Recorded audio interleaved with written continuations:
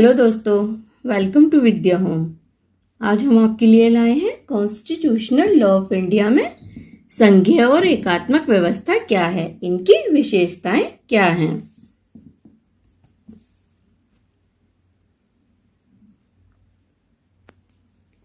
आधुनिक लोकतंत्र में संविधान को उसकी प्रकृति के अनुसार मुख्य रूप से दो भागों में बांट सकते हैं: संघीय संविधान, एकात्मक संविधान।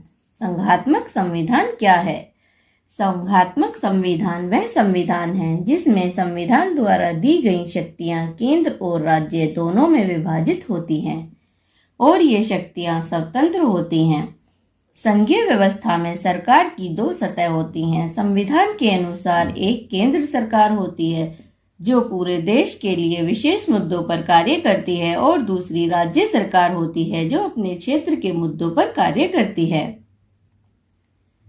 फेडरल शब्द लैटिन शब्द फोएट से लिया गया है जिसका अर्थ है संधि या समझौता, अर्थात केंद्र और राज्यों के बीच शक्तियों का समझौता है। केंद्र और राज्य की सरकारें अपने अपने क्षेत्रों में स्वतंत्र रूप से कार्य करती हैं। केंद्र सरकार को संघीय सरकार और राज्यों को विभिन्न नाम दिए गए हैं। अमेरिका में राज्य स्विट्जरलैंड में कैंटोन कहा जाता है। सबसे पहला संघीय संविधान वाला देश अमेरिका है। एकात्मक संविधान वह है जिसके अनुसार संविधान की सारी शक्तियां केंद्र सरकार के पास होती हैं और वही क्षेत्रीय सरकारों को शक्तियां देती है। ब्रिटेन, फ्रांस, जापान, चीन, इटली, स्वीडन आदि देशों में एकात्मक रूप मौजूद है।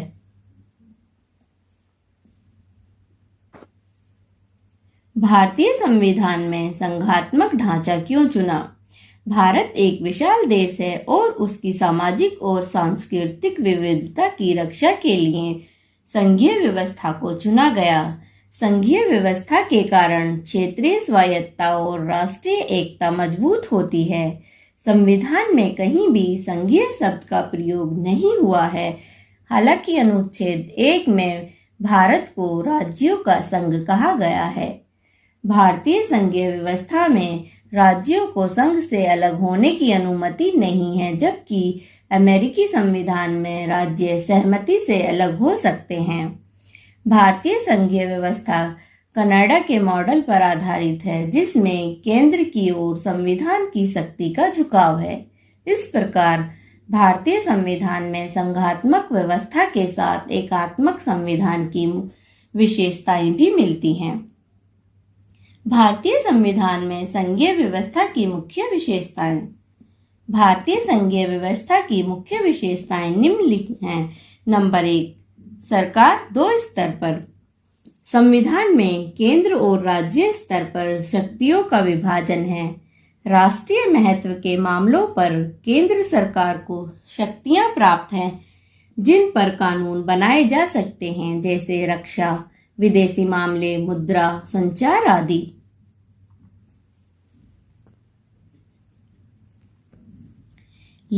नंबर 2, लिखित संविधान।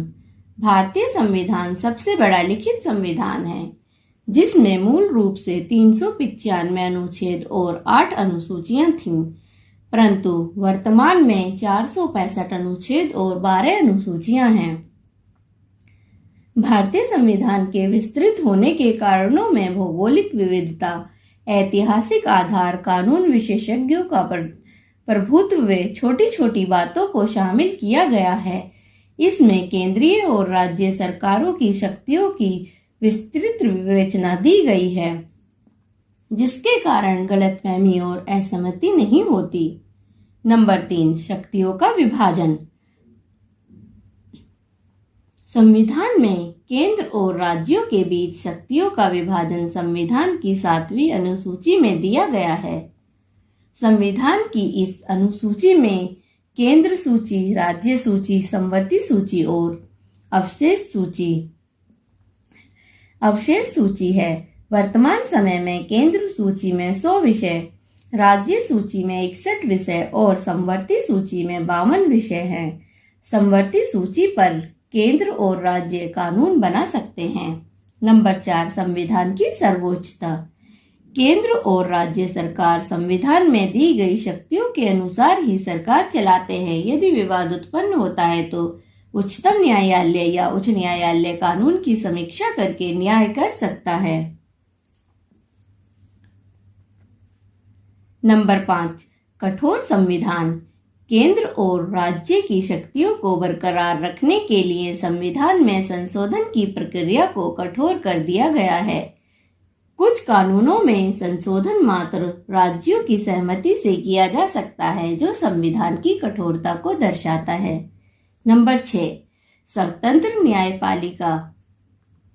संविधान में न्यायपालिका की स्वतंत्रता बनाए रखने के लिए न्यायाधीशों को सुरक्षा दी गई है, जैसे कार्यकाल की सुरक्षा, निश्चित सेवा शर्तें आदि। न्यायपालिका स्वतंत्र रूप से कानूनों की समीक्षा करके संविधान की सर्वोच्चता को स्थापित करती है। केंद्र और राज्य के विवादों का निपटारा न्यायपालिका ही करती है। नंबर 7, दो सदनीय विधायिका। संविधान में 2 सदनों की व्यवस्था का कारण उच्च सदन के सांसद राज्यों का प्रतिनिधित्व करते हैं, जबकि लोकसभा के सांसद भारत का प्रतिनिधित्व करते हैं।